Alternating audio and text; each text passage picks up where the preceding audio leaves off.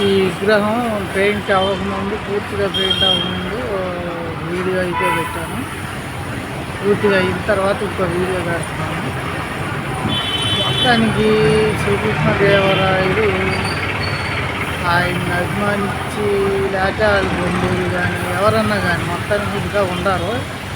ఎక్కడన్నా కానీ ఆయన్ని అభిమానించే వాళ్ళు కానీ రాజుగారు ఉన్న కత్తి మీద కానీ ఎవరన్నా కానీ ఉండాలి. కానీ అందుకనే ఈ విగ్రహం అయితే చేపిస్తున్నారు. ఇటు దాన్ని బట్టి విగ్రహం వచ్చింది. ఎంత పర్ఫెక్ట్గా వచ్చిందంటే చూద్దా వీడియో షేప్ కానీ ఏదన్నా కానీ చూడండి ఎంత పర్ఫెక్ట్గా వచ్చింది విగ్రహం. చుట్టూ దాన్ని బట్టి వచ్చింది. నచ్చితే కనుక ఒక్క లైఫ్ అయితే పట్టుంది. నాకైతే బాగుంది విగ్రహం, నచ్చింది. శ్రీకృష్ణదేవరాయ విగ్రహం నాకైతే వచ్చింది. మీకు కూడా నచ్చిందని అనుకుంటున్నాను నేను.